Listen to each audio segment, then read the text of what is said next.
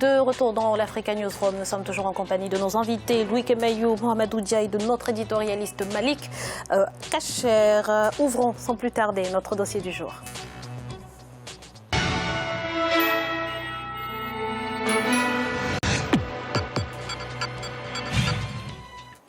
Le constat est alarmant. La moitié des personnes dans le monde vivant sans électricité résident en Afrique, et ce alors que le continent regorge de multiples ressources en matière d'énergie, et notamment l'énergie solaire. Devan Panzou et Douglas Toutoum nous proposent ce reportage. Regardez.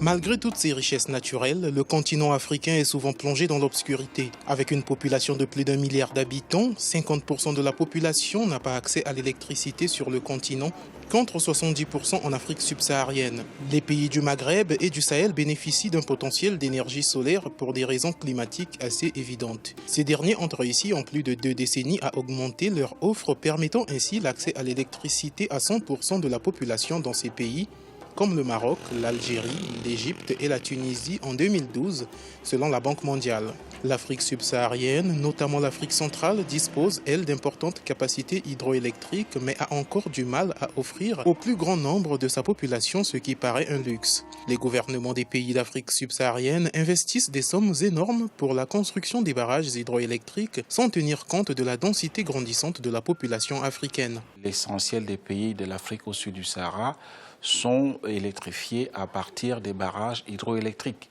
Or, aujourd'hui, il faut évidemment penser à d'autres moyens d'électrification, de fourniture d'énergie, autres que les barrages hydroélectriques qui coûtent excessivement cher, non seulement dans le cadre de leur construction, mais aussi évidemment en termes d'entretien.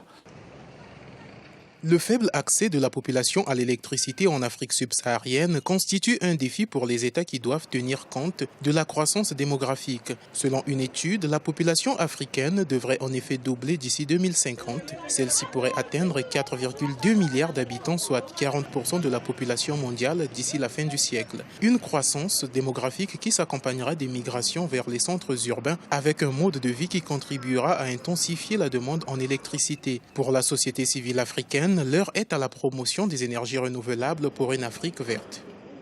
Nous pensons qu'effectivement, il y a peut-être encore un manque de volonté politique pour certains gouvernements en Afrique.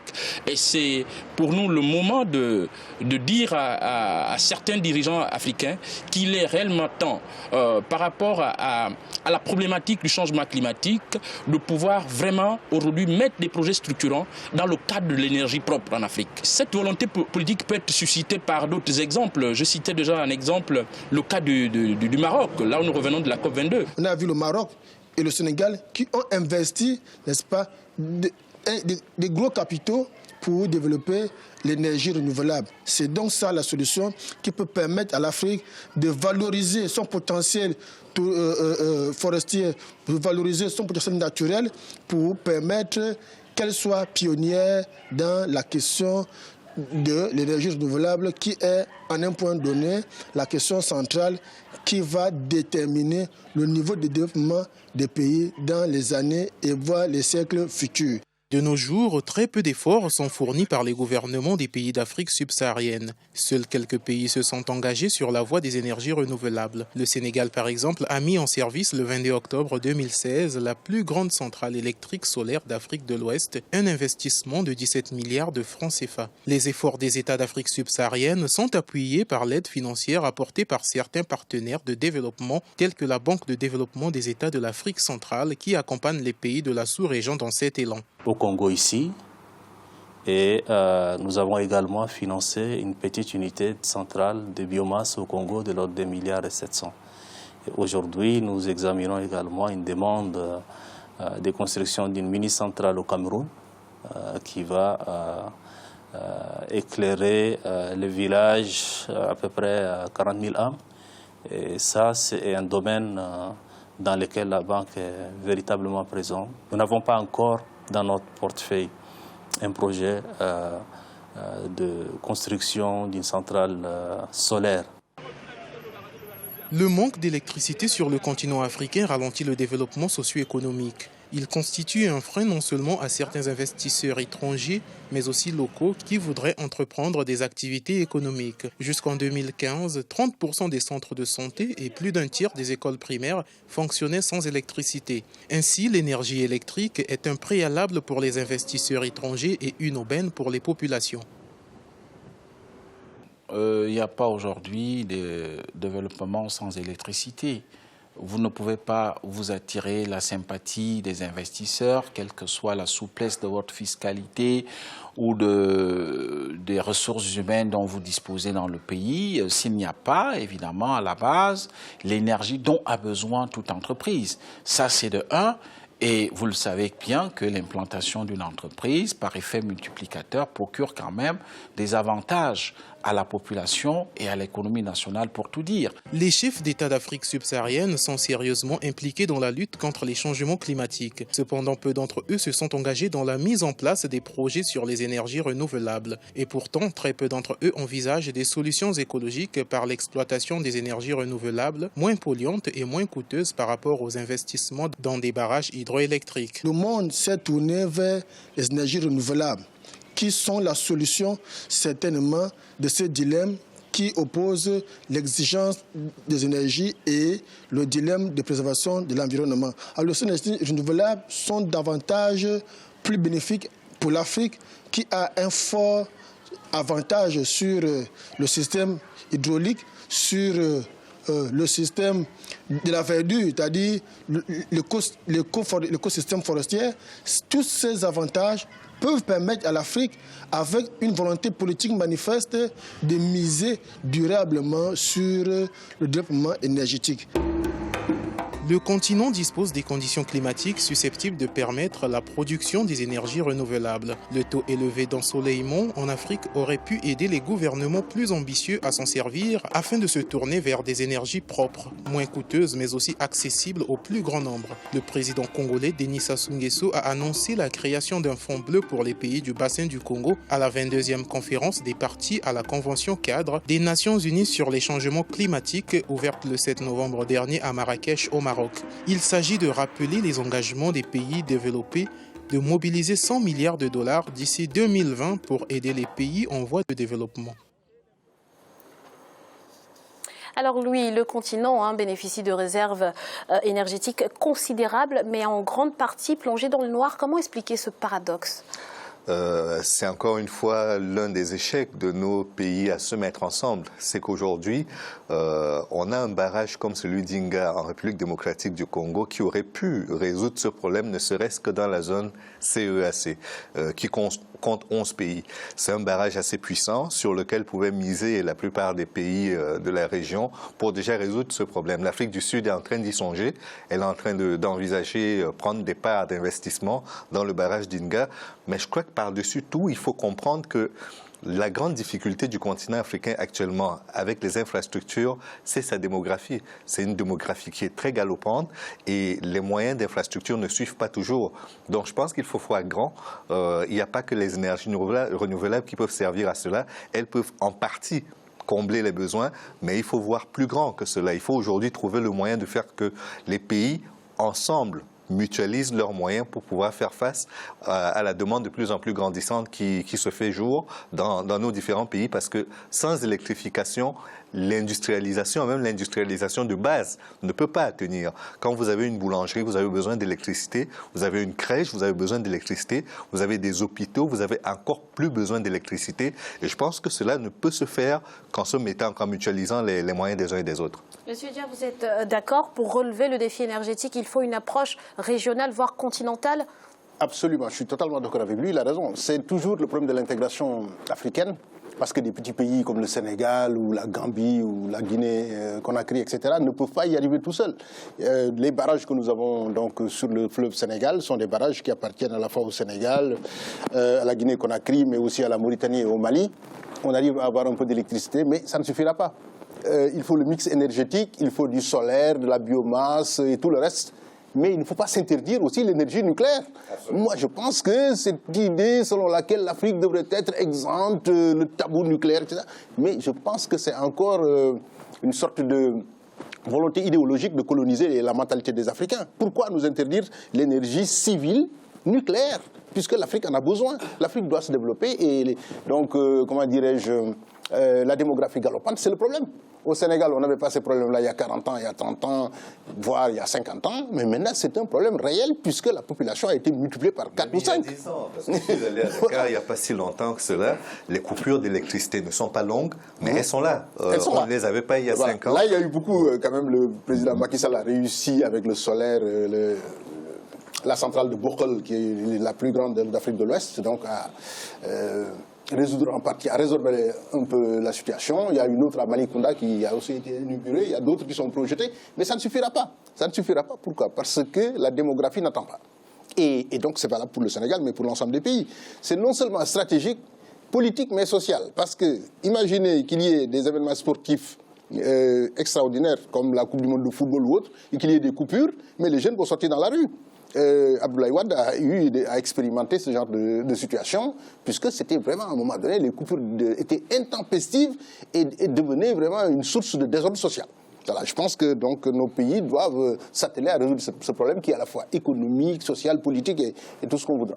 Alors Malik, ce problème de délestage est propre à de nombreux États africains. Quelles sont finalement les conséquences sur l'industrie, par exemple? Les conséquences, c'est justement une économie qui flanche ou qui a du mal à se développer parce que vous avez des acteurs industriels qui ne veulent plus investir. Quand vous ne garantissez pas la base, c'est-à-dire l'État doit garantir cette base-là, c'est-à-dire on parle de l'électricité, il doit permettre aux industriels, aux PME, aux PMI qui seront justement les vecteurs qui permettront à la croissance africaine de se développer davantage et d'être beaucoup plus dynamique, de disposer de l'électricité. C'est la base du développement économique. Je partage ce qui a été dit sur ce plateau, mais je pense qu'il y a un véritable problème dans les politiques africaines, c'est le manque de prospective. C'est-à-dire qu'on répond à l'urgence, mais on ne répond pas forcément à l'avenir. C'est-à-dire comment assurer l'augmentation graduelle de l'électricité. Il faut savoir qu'en Afrique, dans certains pays, on consomme beaucoup plus d'électricité que dans certains pays européens. Pourquoi? Parce qu'il n'y a pas de politique, je dirais, claire sur la distribution de l'électricité. Qu'est-ce qu'on doit faire avec l'électricité? Il y a un problème aussi je dirais, de vulgarisation envers le citoyen. On doit consommer l'électricité, mais on doit la consommer d'une manière rationnelle. Et je pense que la démographie et le défi démographique est justement de poser ces questions-là sur la consommation électrique. Il faut développer le mix énergétique, mais voilà, on voit des belles centrales sortir de terre, des centrales solaires. Mais est-ce qu'on réfléchit à demain? Est-ce qu'on va fabriquer ces panneaux solaires? Parce qu'un panneau solaire, c'est 20 ans. Mais est-ce qu'on a développé derrière l'industrie pour fabriquer ces panneaux solaires? Je pense qu'il y a ces problématiques-là qu'il faut mettre en exergue. C'est très bien de faire des centrales solaires, mais leur durabilité, finalement, c'est quoi? C'est 10, 15, 20 ans. Il faut prévoir ça. Il faut prévoir cet avenir-là. Je pense qu'il y a des réflexions qui sont justement menées sur cette question-là. Mais dans beaucoup de projets, comme je l'ai dit au début, on répond à l'urgence et non pas forcément sur le long terme. Et puis, il ne faut pas oublier non plus, parce que je veux bien accabler les gouvernements africains, et il y a plein de choses qu'on pourrait... Non, c'est pas une accusation. Je dis, on pourrait les accabler sur plein de domaines, mais il ne faut pas oublier qu'actuellement, il y a quand même une sorte de partenariat public-privé qui fait que dans la plupart des cas, nos entreprises d'énergie ont été privatisées. Qu'il s'agisse d'eau, qu'il s'agisse d'électricité, l'État n'a plus entièrement la main. Et quand bien même il voudrait faire de la prospective sur 20-30 ans, il devrait tenir compte également des desiderata de ses partenaires privés, et ça, c'est pas gagné. C'est également une équation qu'il faut résoudre, sans perdre de vue le fait que la démographie africaine, on a beaucoup vanté les chiffres de la croissance africaine, qui étaient souvent à 2 chiffres, mais on a oublié que la démographie allait plus vite que ces chiffres de la croissance-là. Et donc, même les démographes, les statisticiens les plus optimistes n'imaginaient pas que la population africaine allait grimper à cette vitesse-là. Et c'est pour ça que des fois, on est pris de court dans les prévisions qui sont faites en termes d'alimentation. Les bidonvilles ont essaimé autour des villes, les besoins de consommation se sont accrus. Et puis, de toute façon, regardez une ville comme Dakar. Vous y allez, 1 an après, vous retrouvez des constructions nouvelles qui sont arrivées. C'est pas une maison, c'est pas 4 maisons. C'est souvent des maisons de plus de 6 étages avec autant de personnes qui ont besoin d'électricité. Il faut arriver à satisfaire tous ces besoins-là. Et malheureusement, c'est pas toujours prévisible par nos statisticiens et nos politiciens. Monsieur Dia. Oui, non, mais il y a un autre problème, c'est le problème justement de la gestion et du management. Vous savez qu'il y a beaucoup de trafic, beaucoup de branchements clandestins. Et voilà, pourquoi? Parce que les populations ne peuvent pas vivre sans électricité. Et comme ça coûte très très cher, et il y a toutes sortes de trafics qui se développent dans tous les pays africains. Et ça, c'est une question de gestion. Ensuite, il y a des problèmes qui sont purement des problèmes politiques, parce que les pays qui ne s'entendent pas n'arrivent pas donc à coopérer et à partager l'électricité. Ici en Europe, la France vend de l'électricité à l'Allemagne. On sait qu'aux États-Unis, par exemple, le Canada, avec Hydro-Québec, vend de l'électricité aux États-Unis. Hydro-Québec, d'ailleurs, voulait s'installer à Dakar. Il y avait eu une coopération, mais c'est une vieille histoire. Ça a été, bon, pour des tas de raisons politiques, l'affaire n'a pas marché, mais ça aurait résolu les problèmes du Sénégal à l'époque.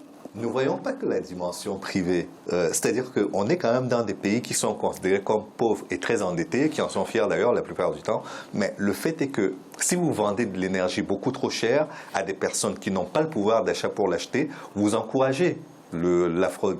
Et c'est ce qui arrive malheureusement. C'est-à-dire que non seulement il y a très peu de personnes qui peuvent investir pour se payer de l'électricité normale, mais l'entreprise ne rentre pas dans ses fonds, l'État est endetté et la fourniture ne suit pas. L'entretien non plus d'ailleurs, parce que pour que ça fonctionne, il faut que tout le monde joue le jeu. Et pour que tout le monde joue le jeu, il faut que les moyens, que l'argent circule. Très rapidement, le coût de l'électricité, c'est une véritable question. Mais l'électricité n'est jamais assez chère. Je veux dire pourquoi? Parce qu'on doit justement permettre de faire naître un écosystème économique. C'est l'État qui doit prendre ses responsabilités. On parlait justement du partenariat économique privé-public. Mais c'est à l'État d'investir. Il n'y a jamais eu assez d'investissements en Afrique pour permettre justement d'être dans une situation entre guillemets normale. Donc les investissements massifs qui seront mis dans le transport d'électricité pour permettre la généralisation justement de l'électricité dans les foyers les plus reculés, ça ne sera jamais assez cher. Pourquoi? Parce que le retour, c'est le gain en croissance. Et le gain en croissance, il est incroyable. Très rapidement. Juste pour rendre hommage quand même au président Barack Obama qui a lancé donc Power Africa. Et ces 40 milliards de dollars qui normalement vont être trouvés.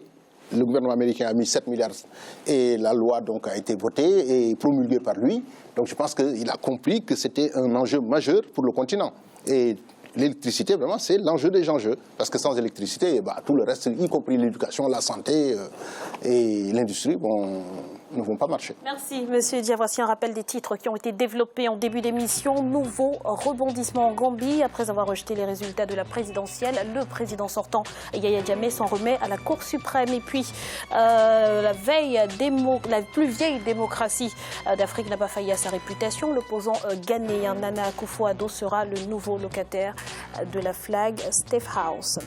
Nous allons à présent marquer une nouvelle pause. On se retrouve dans quelques minutes pour la suite de l'Africa Newsroom. Ne bougez pas tout de suite.